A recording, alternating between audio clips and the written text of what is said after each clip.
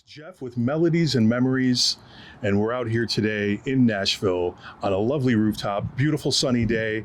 It's all part of CMA Fest. It's happening here in Nashville. It's a great time, and what an honor, an absolute privilege I have of speaking today with Kirstie Kraus. Aww. Kirstie, how are you? I'm doing great. It is a gorgeous day in Nashville. We are lucky that we get to have this weather, and hopefully, I didn't look at the radar yet, but all week, the rest of the week long would be great.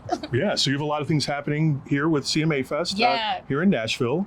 Anything that you're looking forward to in particular? Oh, I'm a people person. I don't know if you could guess just in general, but I've always been that way. I've always been outgoing. So I always look forward to the fact that I can booth sign at CMA Fest and people come and I just get to meet them and take pictures. That's pretty much most of the time what I'm looking forward to at any festival show.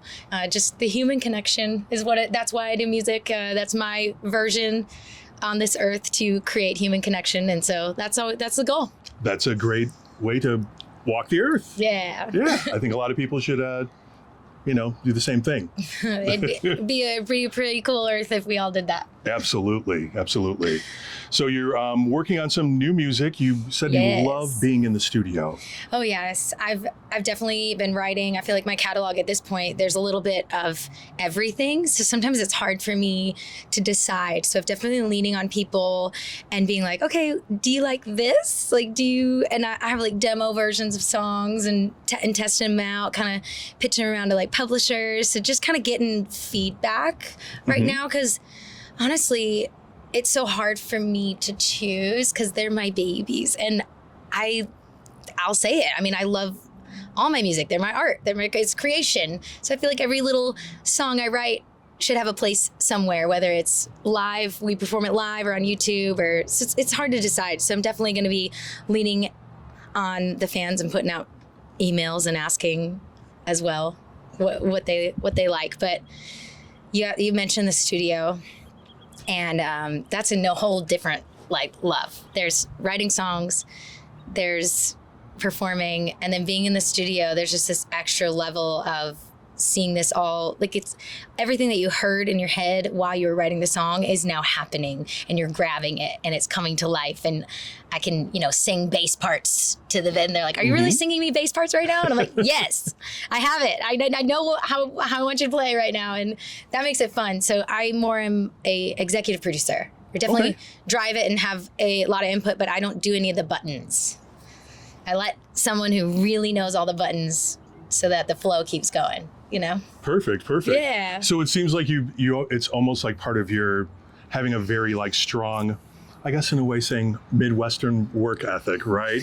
Where you're showing up to work and you're there to do the work. Absolutely. Am I wrong in saying that? Yeah, and the studio is not just a laid back day. It's definitely work, especially if you want to be a part of it and you want it to come out a certain way. Don't put it in other people's hands. Really speak up, be involved. And thankfully, a lot of the producers I've gotten to work with are wonderful about that. And every time they're joyful that I have that much input. Yeah. They're like, okay, great. This is wonderful. I'm not guessing at all. I'm just helping you create your art. Because I'm the one that has to turn around and sell it, Mm-hmm. Yeah, your name's on it. Right. So and I like to really celebrate singles, and so I'm like, hey, I'm going to be selling this for a while, so I better really love it. All right. So it sounds that maybe sometime this year we can expect some new music from you. Yes, confirmed. Perfect. All right. Heard it here first. Yes. All right. So with that whole process, being in the studio and everything, as far as songwriting, I really don't want to ask you what your process is. I'm sure your process is yours and what have you, and might be different for different songs, but I guess as far as inspiration is concerned, what is it that really kind of inspires you to go out there and create the great music that you do? Yeah, I feel like there's never a dry spell. So I'm always writing things down, and that's just through conversation, or, a lot of people have a lot of ideas when they're in the shower or when they're about to go to bed, because that's how your brain works and you're in that dreamy state. So a lot of creative ideas will come out. I've definitely got caught in the middle of a dream, and I was full on singing a whole song. And I remember in the dream thinking, oh my God, I love this. Like, I wish I was awake to write this down. But so knowing I wasn't awake, it was just such a weird process. And then I tried to wake myself up. And once I woke up, I didn't remember any of the song. But a lot of times melody, and it takes me a little bit to really tap in and hear all the lyrics, but melody is like second nature to me.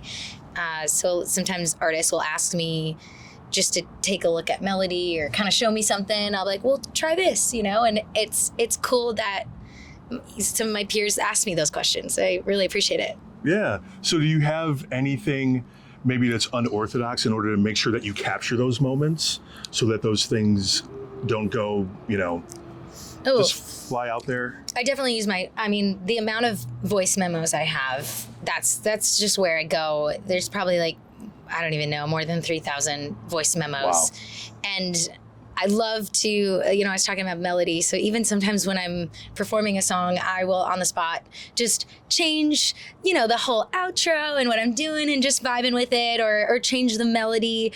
And my mom's here today up on the rooftop over in the wings. And it racks her brain as very left-brained human to hear me change a melody when she knows the melody to the song, even if it's out, released or not. It's so funny watching her be like, oh my gosh, she's changing it. But I feel like because that comes so easily, I can do that stuff on the fly and not even think about it. It's really, I feel like opening yourself up to the spiritual realm and just hearing it and feeling it and letting yourself in this form, in this 3D life, take the idea and put it on paper and come to life. Absolutely. So you have a lot of things happening this summer. Is there anything in particular that you'd like to share, where you're going to be or anything like that? Yeah, now that summer is pretty much in full swing, I'll definitely be in the Midwest a lot. I'm going to be in Ohio. I'm going to be in Wisconsin, some Illinois. There's a Rockford show. Normally I'm by the Gulf Coast on all the other months of the, places like that, or Texas, Colorado. But I'm definitely going to be in the Midwest a decent amount this summer. And speaking of summer, we have Summerfest coming up on June 20th, that I'm really excited about. And we were kind of talking off air about it. But this year, I get to open on the Pavilion stage and be a direct opener for David Lee Roth. So I'm definitely leaning into my 80s rock infused country music, with a little bit of blues in there. And I'm really excited about it because just the other day I pulled out a song that was from more than 3 years ago that I wrote, and I hadn't performed it, anything. And I listened to it and I was like, this would be perfect for this moment in this set. So you always got to find the moment for the song. That's great. Now, being that we're down here in Nashville, in 2030, the Super Bowl is going to be here. I just heard that. Yes, and there'll be a halftime show.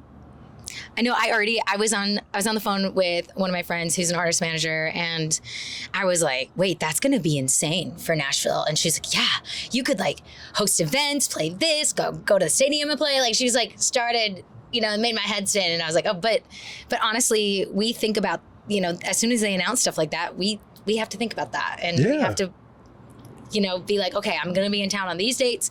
It's going to be here. And that's kind of sometimes how much in advance we're planning stuff. Okay. Yeah. Now, say you're playing the halftime show. You're the headliner. What artist would you like to share the stage with? Who are you bringing with you? Oh, my goodness. I mean... Doesn't matter genre, or what have you. Just, maybe 5 people who you've always wanted to perform with. I mean, if Leanne Rimes was on stage with me, I would be like, yes. Can I just reach out and touch your hand and we can sing at the same time while we're looking at each other? That would be great. This is insane. I just saw Jody Messina. It's CMA Fest week, so I just saw Jody Messina last night. All the nights run together with all these events, but she's another top 5 for me as well, and she just still sounds amazing. Yeah. And she's coming out with a new album, so I'm really excited for her. Friday this week, she's coming out with an album. So it's really cool to see CMA also embracing the next generation, but embracing legends like that. Okay. So either of those would be amazing. Dierks Bentley, that'd be really cool. Definitely listen to a lot of Dierks Bentley. Yeah. Yeah. Well, that sounds like a pretty incredible lineup. So hopefully we can talk to somebody to see if we can't make that happen. All right, Kirstie, now if people don't follow you already, where can they find you? Yeah, you should check out all the socials or the website at KirstieKraus.com. Kirstie like Kirstie Alley. Yeah. And Kraus like Allison Kraus. Perfect. But please do. All right. Thank you so much for your time, Kirstie. Best of luck to you. Continued success. And awesome. You're opening up for David Lee Roth. That is pretty awesome. Yeah, maybe I'll get to meet him. That would be fun. Yeah, you never know. Probably. You'll be right there. Thank you so much. Thank you. All right. This song is called All Petty. And I wrote it with two of my friends, Kirstie Huff and Sarah Morey. Those girls are awesome. I did a song with Kirstie Huff called David Dolly. And All Petty was really, it's just an idea that I brought into the writer's room. He's all petty without the Tom. And so it's very much an inspiration by Tom Petty himself. So we'll see how many references you can hear. But this one's called All Petty.